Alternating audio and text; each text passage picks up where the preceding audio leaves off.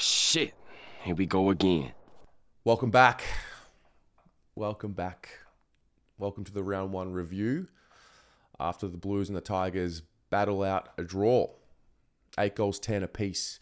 58 in front of just a tick under 89,000 people at the MCG.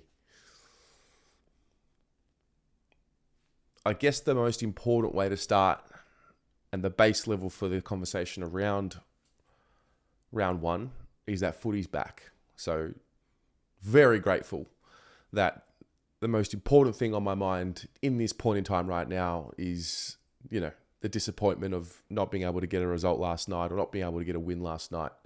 So that puts it into context. The footy's the best. I say it so many times. It is the best. It is the best experience to be back there. It's a sensory overload. There's so much happening at any given time, and conversations and people and opinions and this and that, and your phone notifications and messages and catching up for a beer here. And it's amazing. It is amazing. And it is really, really good to be back. And I'm really excited that we're at the start of the season and we've got a full season ahead of us. So staying grounded and staying in the moment has me really pumped. Really pumped. The game was weird for me. The game was weird.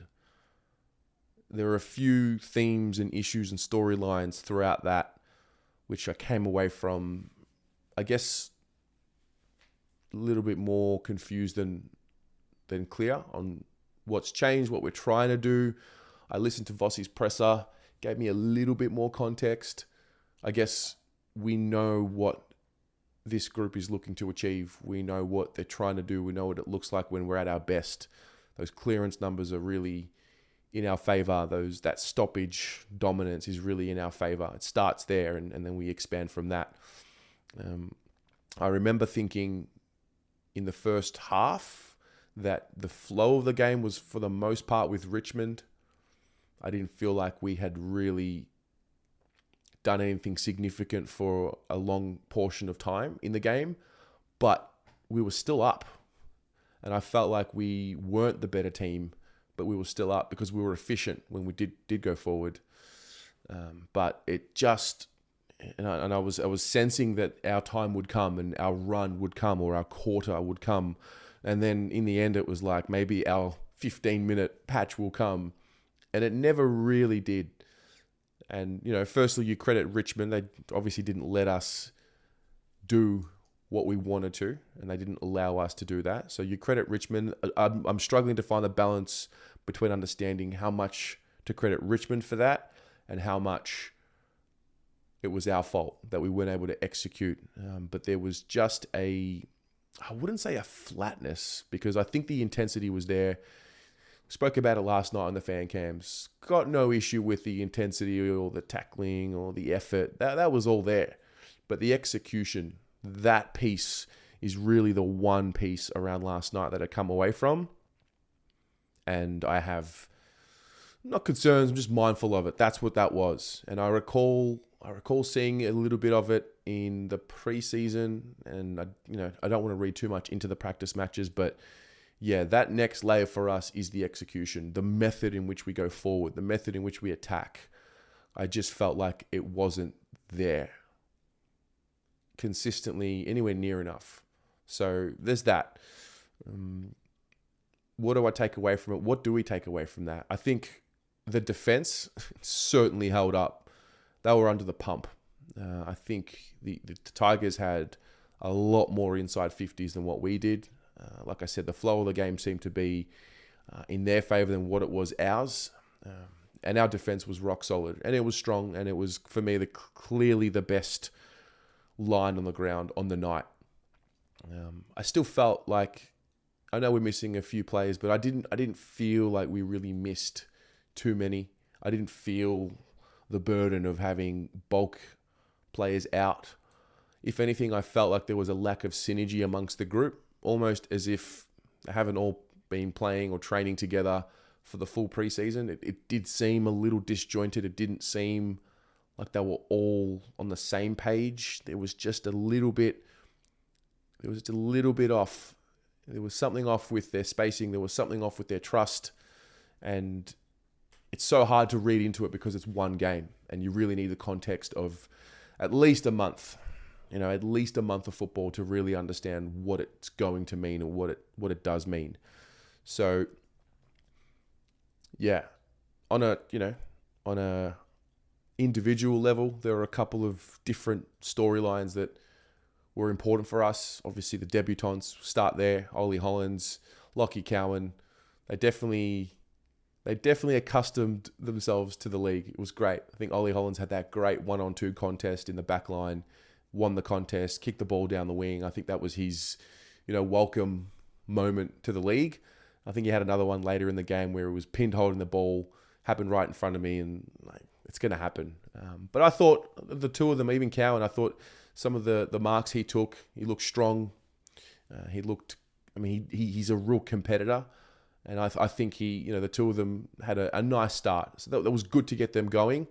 The question moving forward is, and this is probably part of what I was just talking about, I don't know if we've got full trust amongst the 22 or the 23 that played last night, because there's quite a few positions there that are now new or they've been filled with new players. You've got Akers on one side of the wing. You've got Hollands on the other side. So these are new players to the system, new players who need to gel with their teammates further up the ground, both behind them and ahead of them. So I felt a little bit of that. Our backline, we know our backline is solid. And the reality is with the backline, especially with Mitch McGovern in there, who really is an important piece of the backline because he adds so much with his intercept play and his ability to read the ball. But you could just tell that there was not a full synergy with them all there. And that is where I'll take that away and I'll say, all right, we need time. They need time, consistency, and the health piece. That's important as well. So just a little bit disjointed. That execution part of our game, that has to improve.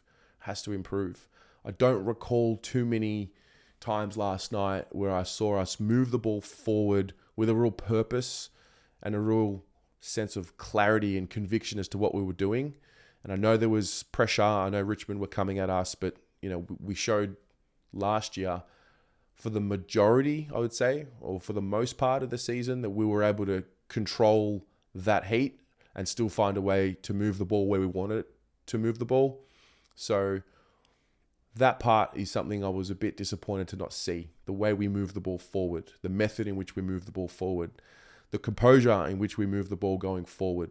And there weren't as many handball chains. There wasn't as much of what I saw last year with them. So, and it's only one game to compare to, but round one last year was a totally different side, totally different energy. We seemed to play on the emotion maybe a bit more last year. We had a bit more purpose. So we'll see. The player of the game. Well, I thought George Hewitt was really strong, especially in the first half. I thought Lewis Young overall was the best player for us. A bit of talk around him in the preseason around, he's got to start marking instead of spoiling. Yeah, he was excellent. I mean, most, if not all of the back line were excellent.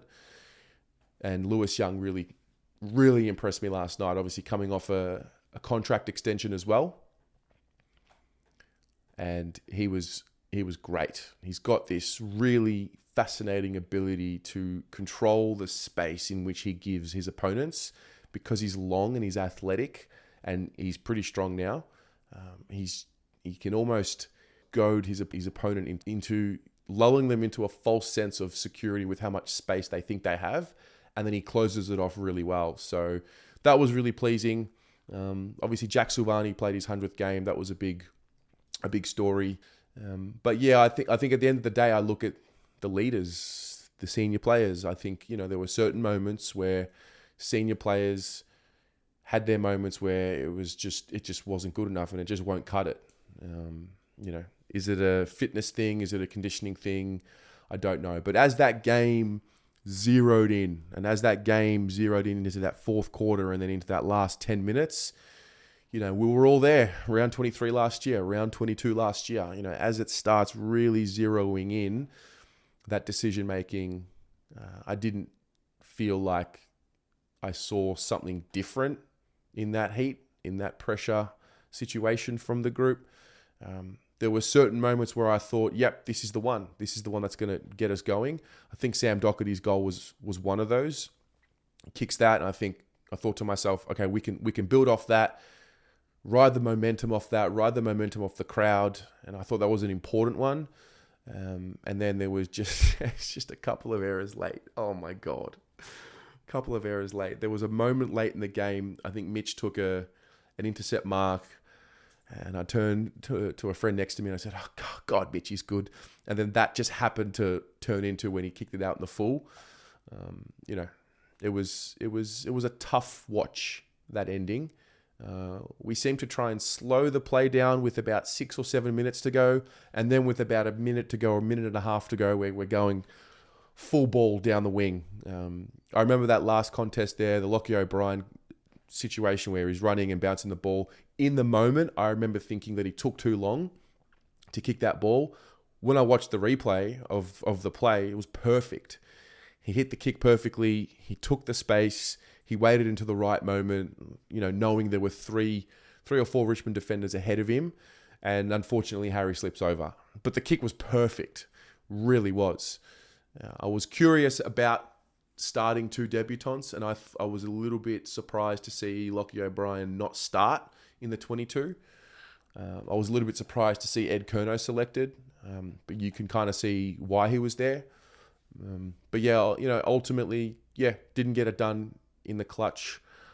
To be honest, given how much of the ball Richmond had in their forward 50 and how much I felt like the flow of the game was in their hands, I was kind of expecting to lose. I was not hoping to lose, but there came a point in that fourth quarter where we just, every time we'd go forward, it wouldn't eventuate to much, and the Tigers would surge forward. And to our defense's credit, and I guess it's the entire team, the midfield as well, we were able to just create some delays. We heard that phrase in the preseason from Ash Hansen. And you look ahead of the field when Richmond are surging, and I don't think we were punished as much as what we have been in the past on transition. And that's something, maybe we take that away. And then, Vossi mentioned that in his press conference around, had this been last year, we lose that game by 6 goals. I agree. I think we do. However, next week, if we turn the ball over like that and we allow that transition against the Cats, it's going to be a long night. Another interesting stat was how long we were ahead in the game. 84 minutes, nearly 85 minutes we were ahead. Richmond were ahead for just under 17 minutes of that game. So it's one game. There's no need to panic. I'm not going to panic. But yeah, we've got to get going.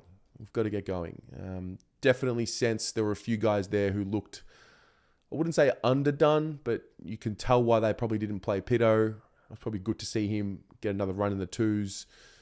I think McGovern and Martin are two that obviously had the modified programs over the preseason.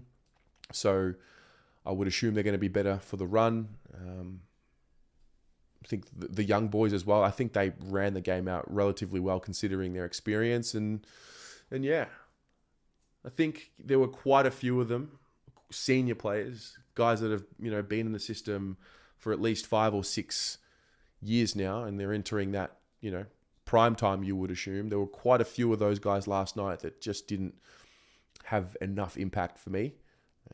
It is not about individual brilliance all the time, but I just felt a lot of them went missing. So considering all of that, and considering how I felt that Richmond had control of the game, or had the flow of the game, considering all of that, it's something to take out of. So yeah, we need a month of football. We need some context.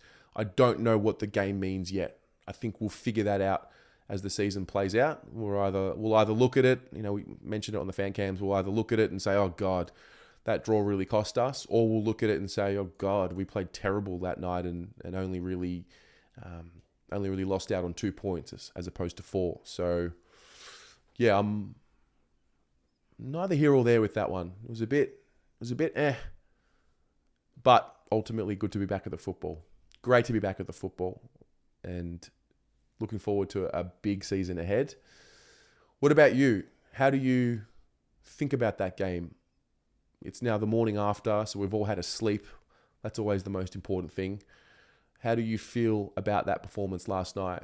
And what do you think it'll mean? Are you concerned about it? Are you not too worried about it? Do you need some more time? Do you need some more context? I'm definitely in that latter part. I need some more context around what that game actually means and what the story will be. Obviously, the game didn't play out on our terms. We didn't play the game the way that we like to play, and we still came away with a match where we were ahead for the majority of the game and come out with a draw. It's just a weird feeling. It's a weird, awkward silence. Siren goes, you don't hear a theme song. It was weird. But nonetheless, footy's back. So chat to you in the comments. Let me know what you think, and we'll go from there. Go Blues.